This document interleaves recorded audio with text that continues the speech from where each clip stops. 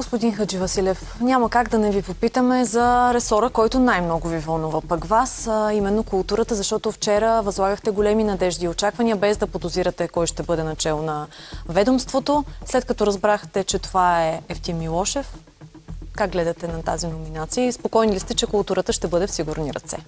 Не, разбира се, изненада, тъй като имаше в интернет някакси такива спекулации, кой ще бъде, особено с тази идея за сливане на Министерството на културата с туризма.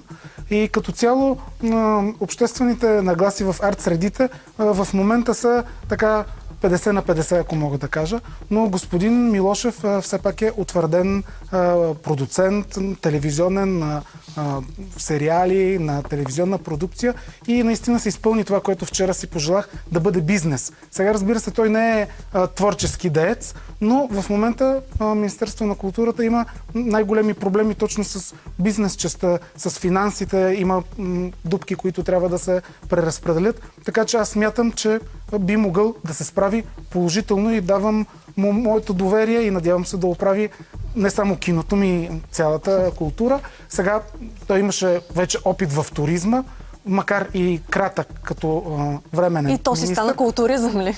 Може би и все пак резултатите, които той показа и този туристически сезон, който имахме при него, доколкото направих справка, е най-успешния още преди успешните COVID сезони, така че със сигурност е допринесъл чисто финансово и надявам се, че ще се справи и с културата. Към туризма и реформите там към вас от господин Милошев? Към туризма, към културата вече, надявам се. Прощавайте, да, той туризма и културата говорихме преди. Те двата сектора може да си партнират, няма никакъв проблем.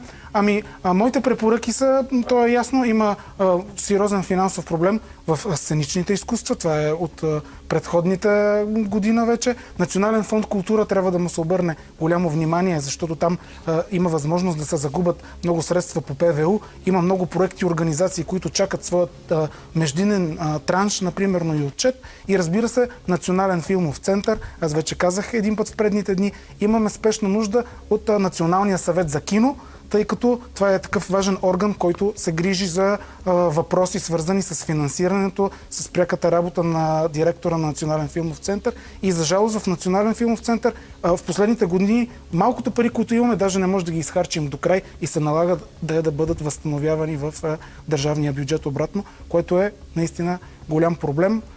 Много неща има и трябва точно по бюджета да се работи, за да може културата да работи нормално и не само да правиме, разбира се, фестивални филми, ами да правиме и такива, които ще върнат зрителите и въобще не само в киносалоните, в театрите, да има и господин Радев, ще се отклоня и с това ще завърша. Днеска каза, наистина има много проблеми в държавата и външната политика е важна, но той се някак се фокусира в българските проблеми, спомена въпросите с лекарствата, които ние в понеделник обсъдихме, спомена за детската болница. И тук господин Милошев трябва да помисли за цялостна стратегия за детската аудитория в културата, защото такава няма, не само в киното, в всички сфери, също и в спорта няма държавата, в науката няма. Трябва да се грижим за младото поколение изцяло, за да има една стабилна България след 10-15 години. И финалната дума е на вас. Ние като дами...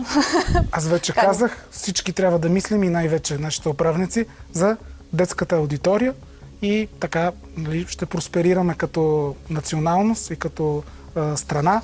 И разбира се, една директна покана бих дал към новия ни министър господин Евтим Милошев. С другата седмица, другия петък, имам премиера на образователен детски филм «Безопасно в интернет». Той е наличен и в онлайн средите, напълно безплатно с подкрепата на Национален фонд култура. Всички да спазват своята онлайн сигурност.